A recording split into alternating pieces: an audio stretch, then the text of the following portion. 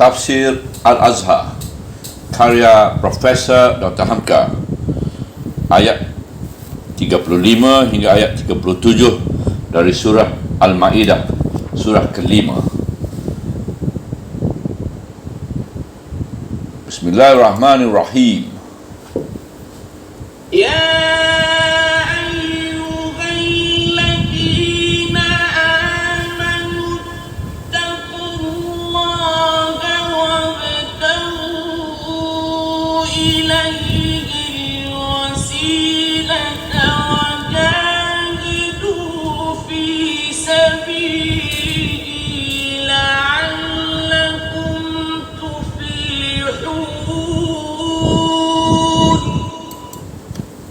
Ayat 35. Wahai orang-orang yang beriman, takwalah kepada Allah dan carilah jalan yang menyampaikan kamu kepadanya, dan bersungguh-sungguhlah pada jalannya, mudah-mudahan kamu dapat kejayaan.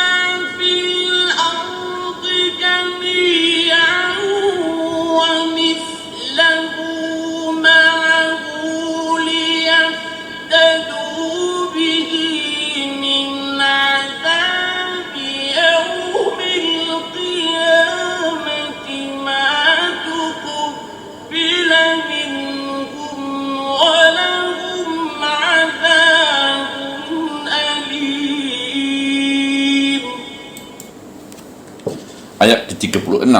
Sesungguhnya orang-orang yang kufur, walaupun mereka mempunyai apa yang ada di bumi ini semua, dan seumpamanya itu pula, sertanya kerana hendak menebus diri mereka dengan dia daripada siksaan hari kiamat, nescaya tidaklah akan diterima dari mereka, dan bagi mereka adalah siksaan yang pedih.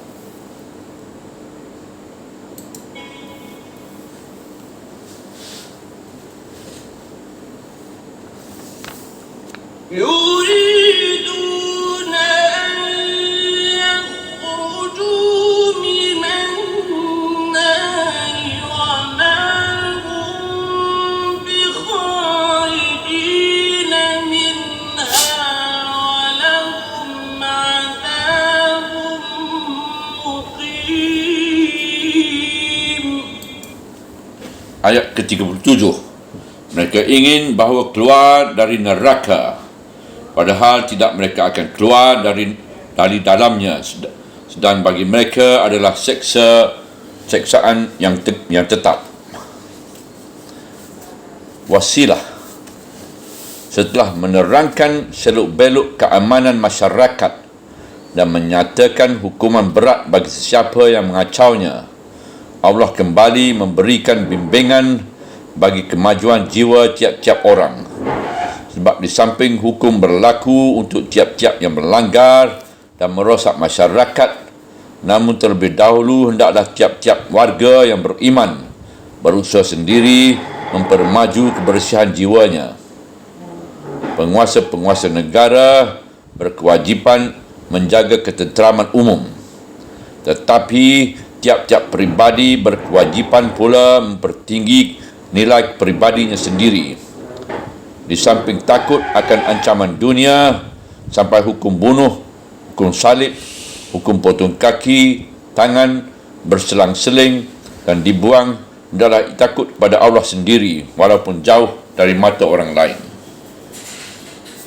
Wahai orang-orang yang beriman, takwalah kepada Allah dan carilah jalan yang menyampaikan kamu kepadanya. Pangkal ayat 35. hendaklah selalu melatih diri agar takwa kepada Allah.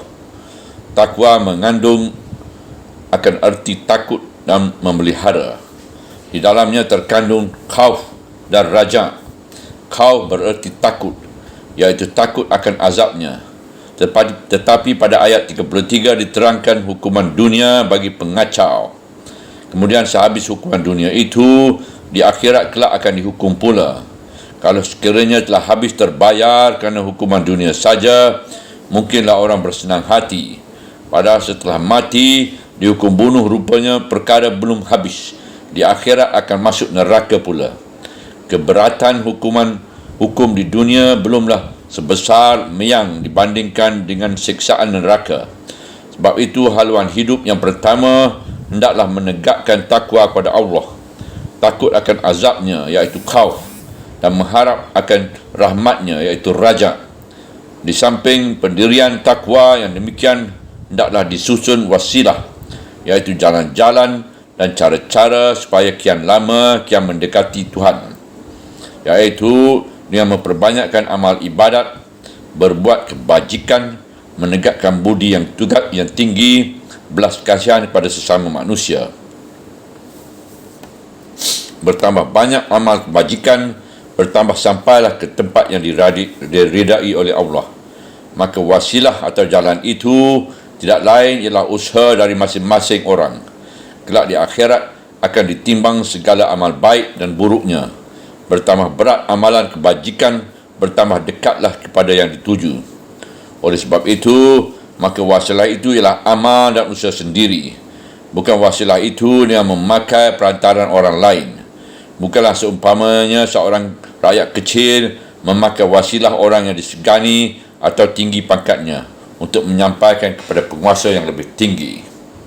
Sebab di hadapan Allah, semua makhluk adalah sama. Dan bersungguh-sungguhlah pada jalannya, mudah-mudahan kamu mendapat kejayaan. Ujung ayat 35. Bersungguh-sungguh, bekerja keras sebagai arti daripada jihad. Jalan Allah itu adalah lurus menuju tujuan yang tentu. Tiap-tiap orang diserukan supaya masuk ke dalam jalan itu menuju tujuan yang tentu itu, iaitu Allah. Orang dapat berjihad dengan bakatnya sendiri dan lapangannya sendiri. Segala macam pekerjaan yang baik dengan tujuan yang baik termasuklah dalam jalan Allah. Maka semua pekerjaan itu hendaklah dikerjakan jangan dengan kepalang tanggung.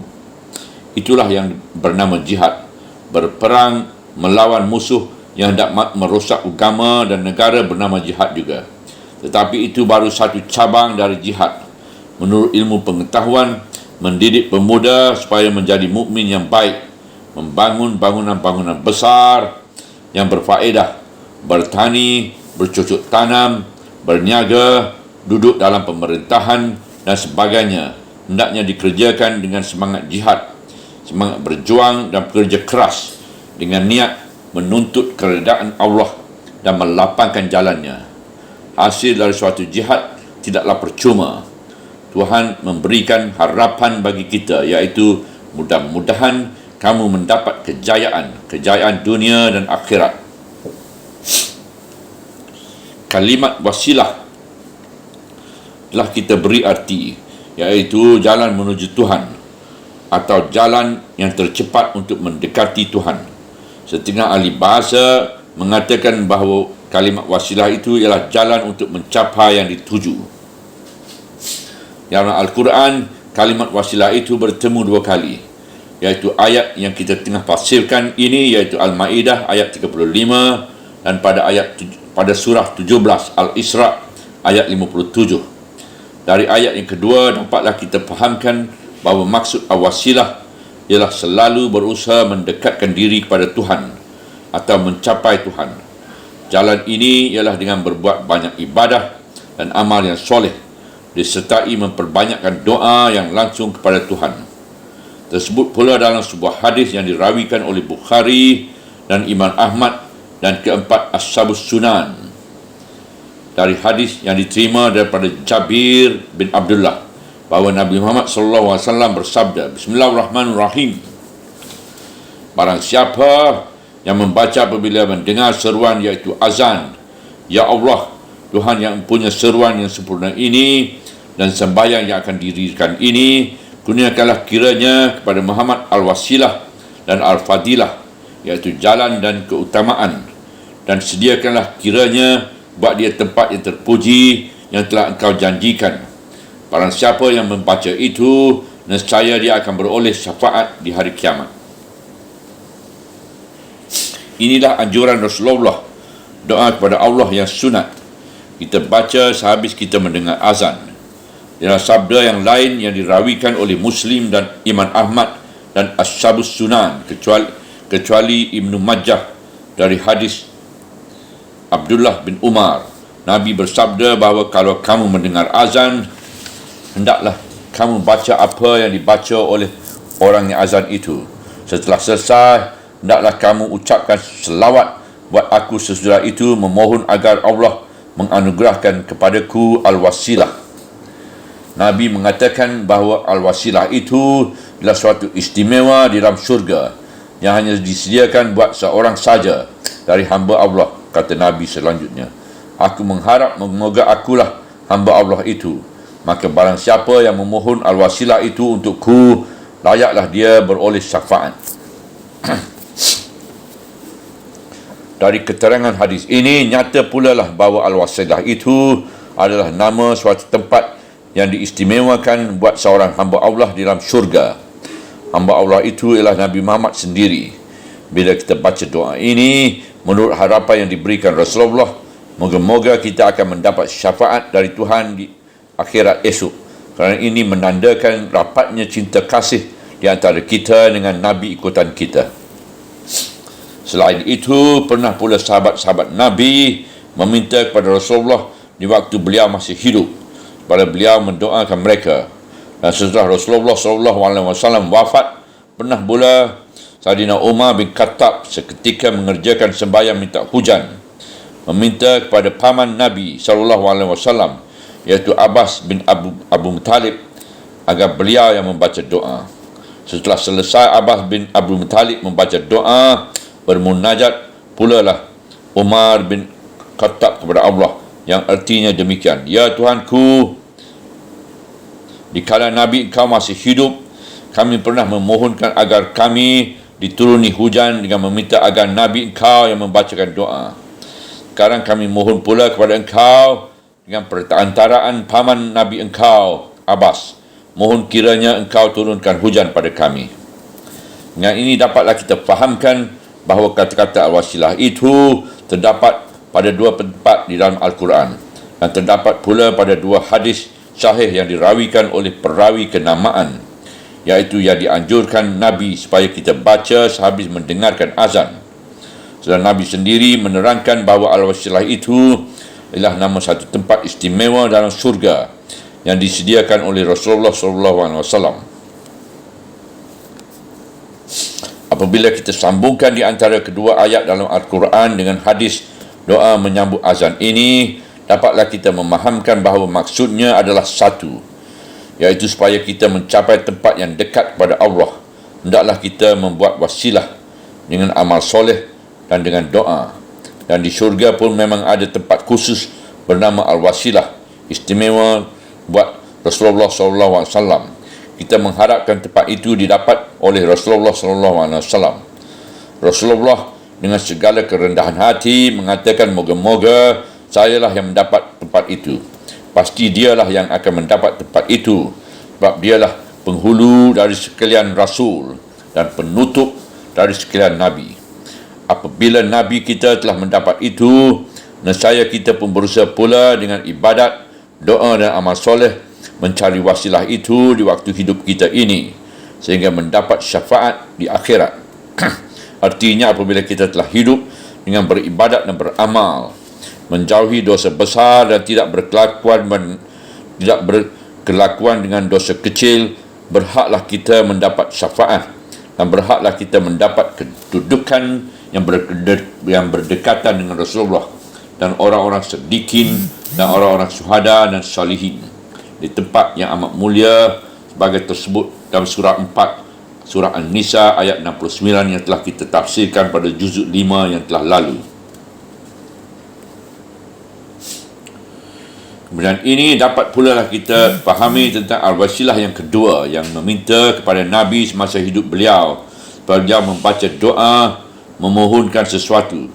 Dan kemudian setelah Nabi wafat, iaitu Abbas bin Abdul Muttalib, supaya dia pula membaca doa. Baik daripada perbuatan-perbuatan sahabat Rasulullah meminta kepada Rasulullah supaya beliau mendoakan mereka, atau perbuatan Umar meminta Abbas membaca doa istighfar, dapatlah kita fahamkan bahawa meminta tolong, mendoa kepada orang-orang yang masih hidup tidaklah dilarang agama. Malahan telah menjadi kebiasaan terus menerus dalam pergaulan Islam, menyerahkan seseorang membaca doa, dan yang hadir semua membaca amin. Dari perbuatan Sayyidina Umar bin Khattab inilah diambil contoh berdoa bersama-sama, satu orang yang membaca, yang lain mengaminkan. Biasanya yang disuruh membaca itu ialah dipandang mempunyai keutamaan, baik pada umur ataupun pada ilmu. Tetapi kemudian di kurun-kurun pertengahan, jauh daripada zaman Nabi, yang biasanya timbul dari kaum sufi, suatu perbuatan yang sudah sangat jauh daripada contoh yang diberikan Rasulullah SAW itu, dan dinamai orang juga al-wasilah, iaitu orang pergi ke kuburan orang yang telah mati, baik ke kubur Nabi atau kubur orang yang dipandang wali atau guru atau ulama besar, lalu meminta tolong, memakai orang yang telah di dalam kubur itu menjadi wasilah atau jalan buat menyampaikan doa kepada Tuhan. Di sinilah timbul satu persoalan besar, terutama setelah Taqiyuddin Ahmad Ibn Taymiyah tahun 1328 Masihi. Dengan tegas beliau menyatakan pendapatnya bahawasanya wasilah yang dilakukan dengan meminta kepada orang yang telah mati supaya orang itu mendoakan kepada Tuhan agar kita terlepas dari bahaya atau diberi rezeki dan sebagainya, bukan wasilah dan bukan tawassul, melainkan perbuatan syirik. Tidak pernah yang begitu dilakukan oleh sahabat-sahabat Rasulullah ketika beliau hidup atau setelah beliau mati. Golongan yang melakukan meminta doa kepada orang yang telah mati itu menyatakan bahawa perbuatan mereka adalah wasilah pada orang yang soleh, yang lebih dekat kepada Allah meskipun mereka telah mati. Maka dengan keras Ibn Taymiyah membantahnya, kerana orang yang telah mati tidak dapat berbuat apa-apa. Golongan yang sebelah mengambil alasan bahawa Umar bin Khattab meminta kepada paman Nabi membaca doa untuk umat supaya Tuhan menurunkan hujan adalah wasilah juga. Maka Ibn Taymiyah membantah keras faham ini. Kata beliau bahawa yang diperlukan oleh Umar bukan dari Abbas, melainkan doanya. Dan kalau berdoa bersama, sudah terang seorang juga yang berdoa dan yang lain mengaminkan. Musa berdoa, Harun mengaminkan. Adam berdoa dan Hawa mengaminkan. Semuanya itu dikala hidup. Tidak ada yang telah mati memohon doa kepada Tuhan untuk doa untuk orang yang masih hidup. Kalau ada, tidaklah Umar akan meminta kepada Abbas, melainkan berdoa, supaya berdoa. Bagi sudah pasti dia akan pergi ke kubur Rasulullah, selalu meminta kepada beliau yang di dalam kubur mendoakan untuk umat supaya Tuhan Allah menurunkan hujan pada mereka. Ibn Taymiyah telah menulis sebuah buku yang diberi nama Kaidah Jalilah fi Tawassul wal Wasilah, yang isinya mengupas kesalahan wasilah dan tawassul pada orang yang telah mati itu, sehingga bergoncanglah masyarakat di waktu itu. Sebab rupanya sudah lama pekerjaan itu dikerjakan orang-orang, ulama-ulama telah membiarkannya saja. Dengan nama tawassul dan wasilah itulah orang mempertahankan pemujaan kubur, sehingga banyak orang memusuhi Ibn Taymiyah yang keras menentang pemujaan kubur itu. Padahal perbuatan demikian sudah sangat bertentangan dengan ajaran Tauhid.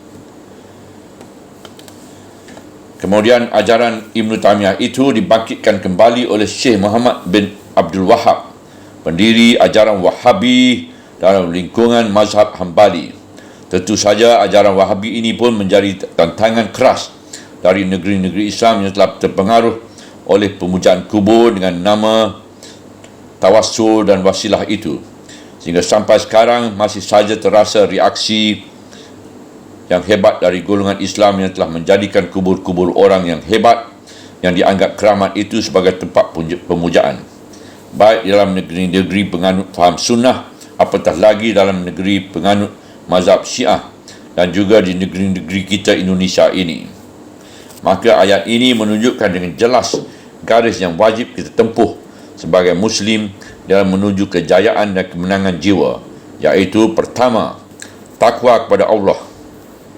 Kedua, wasilah, iaitu mengatur jalan supaya dapat cepat sampai kepada Allah dengan ibadah, amal soleh dan doa.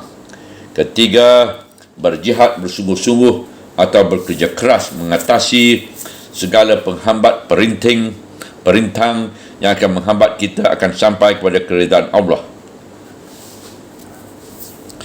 Sebagaimana tersebut dalam suatu hadis yang dirawikan oleh At-Tabarani dengan isnad yang hasan daripada Abu Bakar As-Siddiq sendiri, bahawa Rasulullah SAW berkata, Bismillahirrahmanirrahim, tidaklah meninggalkan suatu kaum akan jihad, melainkan akan disapu bersih mereka oleh Allah dengan azab.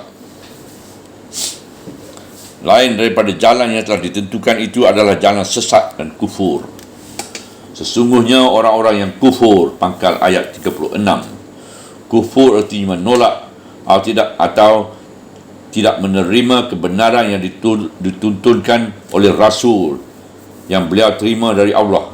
Mereka tidak mahu bertakwa, tidak takut pada Allah dan tidak menjaga batas-batas yang perlu diperhatikan dan jangan dilanggar.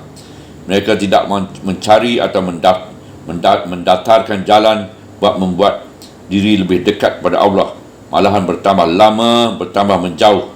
Mereka tidak pernah berjihad sungguh-sungguh atau menghadapi tugas hidupnya dengan bersemangat.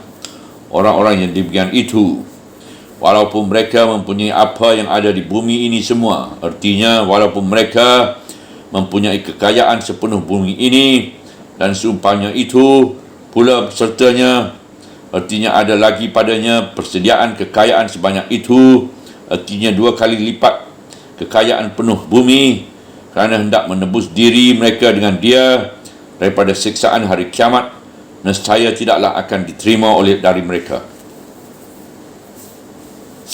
Ayat ini telah memberi peringatan pada orang yang kufur dari bimbingan Allah, lalu menyangka kalau dia melengah dari ajaran agama, harta kekayaannya bisa menebusinya. Dia menyangka bahawa syurga Jannatul Naim bisa dibeli dengan wang.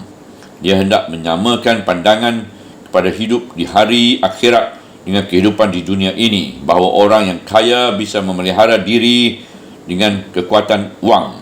Padahal azab siksaan akhirat tidaklah dapat ditebus dengan kekayaan yang ada di dunia ini, melainkan ditambah 2 kali lipat. Harta dunia tidaklah akan dapat dibawa ke akhirat. Orang akan mati dengan berbungkus 3 lapis kain kafan. Harta bendanya yang berlipat ganda akan ditinggalkan di dunia. Bahkan warisnya yang ditinggalkan tidaklah akan dapat mengumpahkan lebay-lebay membaca surah Yasin tiap malam Jumaat buat menebus diri si kaya raya itu daripada siksaan azab kubur ataupun azab neraka.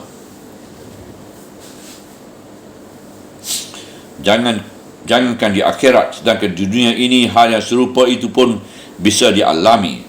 Saya pernah mempunyai seorang sahabat, seorang kaya raya yang mempunyai harta benda berjuta-juta, mempunyai pabrik dan usaha-usaha besar. Tiba-tiba dia ditimpa sakit sehingga perlu diobat di rumah sakit hampir 3 tahun lamanya. Telah berjuta dari kekayaan itu dibelanjakan buat berubat, namun dia tidak juga sembuh. Seketika seorang temannya menziarahinya ke rumah sakit pada suatu hari. Mengeluhlah dia kerana kekayaannya tidak dapat menolongnya sama sekali. Dia insaf bahawasanya harta benda kekayaan yang berlimpah ruah tidaklah dapat menebus kesihatan yang hilang. Waktu itulah terus terang dia berkata, apa guna kekayaan kalau sudah begini nasib yang menimpa? Dan bagi mereka adalah siksaan yang pedih. Hujung ayat 36. Semua orang memang tahu bahawa tidak ada manusia yang sanggup menguasai seluruh isi bumi, apatah lagi akan ditambah sebanyak itu lagi. Tetapi Tuhan memperingatkan ini kerana dalam kelobaan akan harta dunia, banyaklah manusia yang lupa sehingga masa kesanggupannya dan batas umurnya sehingga usianya habis dalam mengejar harta yang akan ditinggalkan dan lupa sama sekali menyediakan bekal untuk akhirat dengan takwa dan mendekati Tuhan dan berjihad pada jalan Allah. Sebagai seorang kaya raya yang amat haus akan tanah, telah berhektar-hektar tanah yang dikuasainya, namun dia belum juga puas. Padahal akhirnya tanah yang akan dipakainya hanya sepanjang badannya, kira-kira semeter setengah, tidak lebih. Ke neraka lah perginya menderita azab dan seksa yang pedih. Tidak ada harta yang bisa menebus. Mereka ingin bahawa keluar dari neraka, padahal tidak, mereka akan keluar dari dalamnya.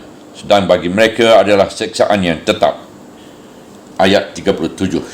Inilah ayat yang menambah takut, dan takut membuka jalan buat kembali patuh kepada Tuhan yang dapat ditempuh sekarang ini.